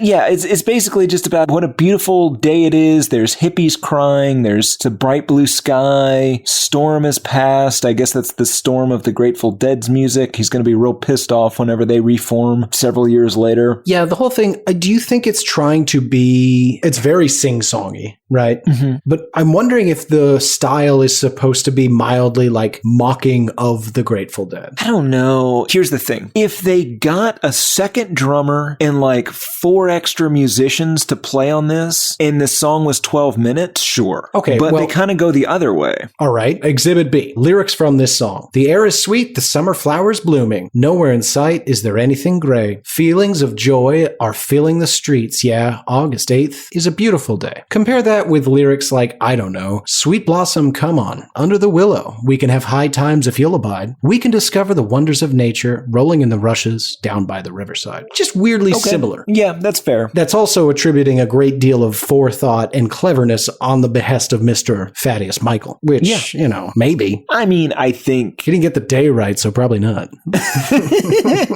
Or maybe he loves him and it was supposed to be a dedication, and then when he fucked up the day, he was like, it's because I hate him. maybe the fucking up the day is like another subtle dig. Like, I don't care enough about you to even get the date right. Oh, I like that. That seems like some forced punk anti-man business. Yes. Ooh, yes. Alternatively, this whole song could be maybe August 9th is the day that fella from the last song's astronaut wife returns and he gets to bang. Or, you know, see his loving wife, whatever you're into. Yeah. Track 13, Drop the World. Hesitate. I like to call this a solid punk song with a weird horn. Yeah, it's not ska. No, there's a French horn. It's like somebody transplanted the horn from several Neutral Milk Hotel songs into a punk song. And that's not good. Yeah, or the Dodos. Oh, yeah, absolutely. It's a song about an overachiever, possibly two overachievers. He won the race, the judges concluded. He was the better man. He'd come from victory. And then, Tim, did you pick up on the weird moaning? No. Oh, all through this song. It's very subtle, but you just hear, No. Maybe I thought that was the French horn. Okay, you're going to keep doing it. You done? Okay. Anywho, it's about the follies of trying hard. It's about that there's not really any point in being good at something, right? Like, he had denied his urges because they would have drained his strength. That battle had been won with a few side effects. A few, he may have dropped the world. See, I take that to mean when he closed himself off to reach for that brass ring, he lost what was truly important, and dropping the world in that case is him like not having a wife and kids and stuff, or like a meaningful relationship, or like a casual busting opiate nuts. Addiction. Oh, sorry. His urges cause they would have drained his strength. I assumed that was dropping loads. Oh, yeah, I mean, probably. She aced the test, a grade above the rest of the class, felt the curve. A 93 was not enough to feed her fix. She needs that perfect score. The endorphin rush she loved, it would opiate her. See, now, Tim, I think that's that astronaut from the previous two songs. She's the wife. She is the successful one, and she dropped the world, literally, went to Mars, and she feeds on this. She was successful. He's the cautionary tale. She's the one that she reached for it. She succeeded and got everything she wanted. Sure, but it still seems to be looking down on her for being a perfectionist or for just not accepting a 93 as good enough. Yeah, absolutely. And those people are disgusting. But it does come from that same mindset. It's a very like middle schooly mindset, possibly high school, at least in this country, where it's decidedly uncool to be good at things if you're trying, right? Right. You can be good at things if it's like random natural talent. Like if you got an A on a test, but you didn't study in some sort of Goodwill Hunting scenario, that's cool. But if you studied, you're a loser. Yeah, studying's for nerds. Don't be a nerd. Right. And then, that's kind of it, right? Yeah. Great. How'd this thing do? Well, this was their first album to make it onto the Billboard 200. It peaked at number 63. It also hit number 57 on the Australian ARIA charts, number 31 in the country of Canada, number 13 on the Suomen Virallinen lista in Finland, number 13 on the Swedish Sverigetopplistan, and number 60 in the UK. It is unclear how it did with either the Belgians or the Dutch. Overall, NOFX has sold over 8 million records worldwide. They are one of the most successful independent bands of all time because while they were on Epitaph, that was considered an indie label, for whatever that's worth. They've had 2 gold albums. That's shocking. This was not one of them. That's less shocking. What did people think of it? Well, we don't have a Robert Christgau review. He did give it a little frowny face. That's appropriate. But there are 187 total ratings, 4.6 out of 5 stars on average, 82% 5-star, 3% 1-star. The first is by Liz. It's called Whatever Dee Dee Wants from 2000. Oh, by the way, like 10-15% of the words are misspelled in this thing. That feels right. I loved every song on this CD. It's annoying punk with melodic tunes. It can all be summed up with the song Whatever Dee Dee Wants. He sings about a girlfriend like any other. It starts out very calm and melodic. Whatever Dee Dee wants, she's going to get it. I wouldn't walk 500 miles when I could fly coach for almost anything is one of the verses, sung in a normal voice. And in the middle of the song, almost completely unexpected, he yells, I'd do almost anything for you. What more could you want in a punk group? I strongly suggest this CD to anyone that likes the Ramones but doesn't mind a little offensive language. This may vary depending on what you deem offensive. It's the same goofy songs women probably couldn't write. I think NOFX is a good group to represent 90s punk, 5 out of 5 stars. It got weirdly misogynistic out of nowhere. Yes. Also from the person's name is Liz. I assumed it's a lady. Boy, that's a head scratcher. Maybe she's a femdom, Tim. Ooh, I like that. Maybe that's your nickname, Femdom Tim.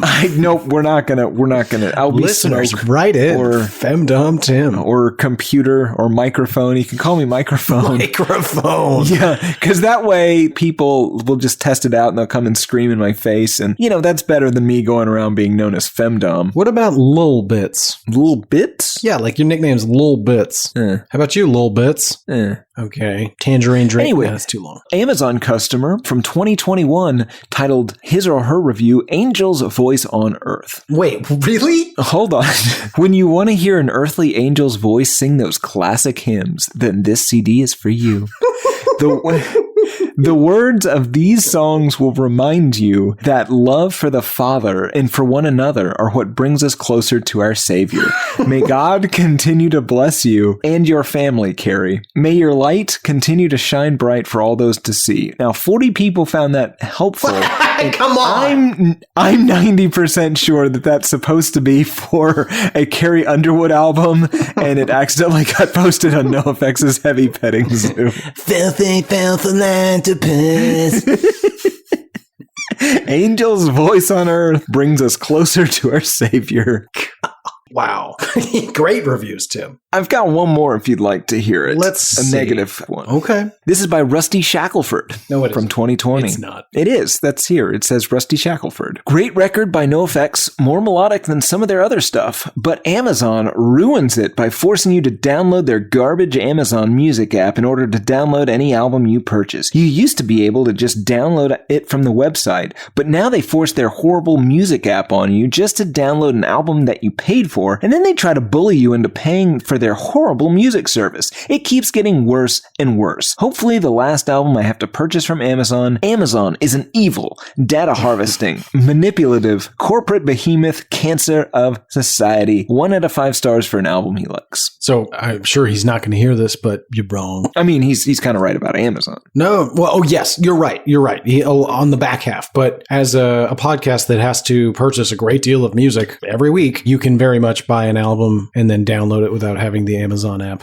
But hey, whatever. That guy can go buy music from any number of other places, like Walmart. That's true. Yep. Great reviews, Tim. Who's this for? This is for 12 to 15-year-old boys 10 to 15 years ago. Yeah, that feels right. I'd be curious if it was even remotely accessible to 12 to 15-year-old boys today. Wait, no, 20 to 25 years ago. Oh, yeah. God, this is old. Jesus. Anyway, absolutely agree. That brings us to final thoughts. Before we ask the big question, having gone all the way through it, is there anything that needs to be said about this album that we have not said? No. Fair. Do you hate this album? No. I do still hate the cowboy slandering cover, but the music, I mean, it's... Is your problem with the cover just that it's a cowboy? Would you be okay with it if it was, say, I don't know, a stockbroker? No, God, no. Okay, no. making But sure. like if it was like a samurai or a pirate. What? Then There you'd are be enemies and we need pro-bestiality. propaganda against... No.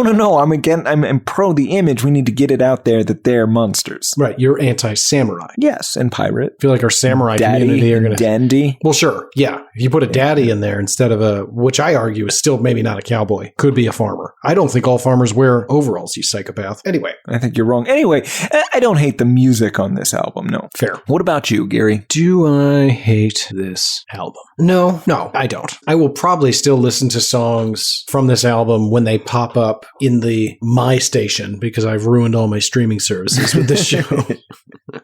Yeah. But yeah, this has been a really easy week. This is the first time in a really long time that I haven't deeply regretted the decisions I've made up to this moment. Yeah, I mean, I still have, but I agree. Alrighty, Tim, that brings us to the end. As always, if you can, folks, we'd like to hear from you. You can email us directly at hatePodMail@gmail.com. Tell us what you like, what you don't, what you're interested in. We've gotten some new song submissions recently. You're going to hear those on a prep episode here soon. We want to get more, though, so take samples of the show. If you need an MP3, let me know. You can also go to hatepod.com and you can click on Contact Us in the upper left-hand corner. If you'd rather contact us that way, it does ask for an email, so I don't know why you don't just email us directly at hatepodmail@gmail.com. You can also download almost every episode we've ever done there, although I am a little behind in getting them posted. But hey, if you listen to this podcast however you got this one, you can get every episode the exact same way. You can also find us on Instagram at hatepod, on Twitter at albumhatepod. Garrett's at G Harvey Tweets on Twitter, and Tim's on Instagram, but he won't let you follow him, so why bother? We're on Facebook, but we don't know how to log in because we lost our password and neither of us cares enough to go figure it out. So for all intent and purposes, we're not on Facebook, though maybe someday I'll figure that out. We've got subreddits. We've got a Discord server that I'm not sure if people are really on the Discord server anymore, Tim. I went out there the other day and it didn't seem to be happening. So if you want to get a community going, figure out how to join the Discord server. I don't know how. Ask somebody on Twitter. Get out there and do it. We'll answer all sorts of questions, get into long conversations with you if you're interested, you just got to join. You can also find subreddits about the show and you can talk about it there. We don't really do much out there. That's largely for you guys, the listening audience. Of course, please, if you can, find the feed, but we're not going to tell you where it is. Most importantly, if you want to help out the show, you could do two things. You can let a good friend know and force them to listen to it, or just purchase a separate device and download the episodes every week and then play them in full. And simultaneously, if you like, that's fine. Doesn't have to be end to end, but you gotta play them. Or you can go out to iTunes, give us 5 stars. We don't care what you write in the review. You could be incredibly insulting, make odd references to the show. We want to check them out, and if they're funny enough, we'll feature them here on a prepisode real soon. But most importantly, get those 5 stars up there. Makes a huge difference for the show. Also, we want to get our social media following up there, so if you can, retweet, like, share, all those things. Instagram, whatever going on out there. Tim runs that shit, I don't know. Okay, Tim, did I leave anything out? OnlyFans. Nope. Trying feverishly to get that shut down. For Why I Hate This Album, I have been one of your hosts, Garrett Harvey. I have been your other host, Timothy P. Richardson, and as of July 13th, 2021, Garrett P. Harvey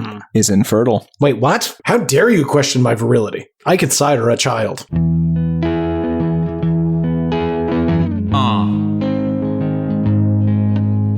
Beano.